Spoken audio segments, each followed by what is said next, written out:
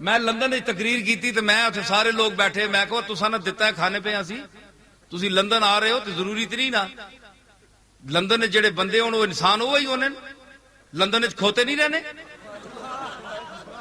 جڑا پاکستان تو کھوتا اتنے چلا ونجے تو مڑ کے وہ انسان بن وینا، وہ کھوتا ہی رہنا ہے، تو مڑ کے بھی آوے۔ یہ برطانیہ نہ کھوتا ہو سی، بس اتنی گل ہے۔ اپنا وطن اپنا نے ہون اکھے تھی نے میں فلانے دار نکل گئی ہے، زنانی میں نے فلانے نال فٹ ہوئی ہے، او منہ فٹو رونے کیوں ہونا؟ اپنا کار جے چھوڑا نے وطن جے جے پیڑا چنگا یا اپنا وطن تے ہے نا، ہون رونے ہو تیاں پیڑا اکھے تویز دیو جی، ایک 1500 نہ تویز ہے، اساں نے بڑے بڑے تویزی چکر ہیں، جو جمایا پیر اتھے کٹھا ہویا ہے، جو علامہ کستلانی اتھے وے جبے کبے پائے، ہندویاں بھی تویز پہ دینے، مشرکاں بھی آیتاں لکھ کے دینے پہ 1500 نہ ایک ایک تویز۔ میں کہا یار یا اللہ منڈا ہیک چلا چھوڑتے 2-4 لاکھ پاؤنڈ میں نے بھی کرا چھوڑتے، سمجھ آئی؟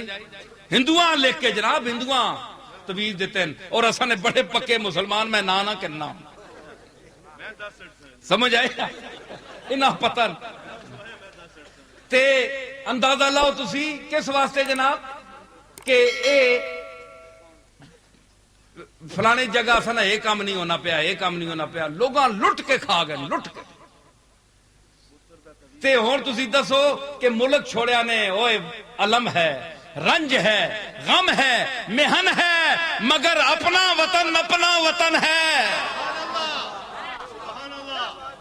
ہون رونے کے ہو ہے مصیبت نہیں، پوچھو بن کے برطانیہ والے کولو ہیں جی،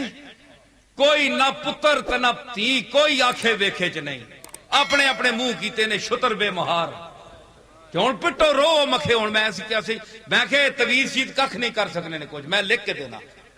انج دیو پہ کھلار کے سارے ہاں پیسے ہیں جی۔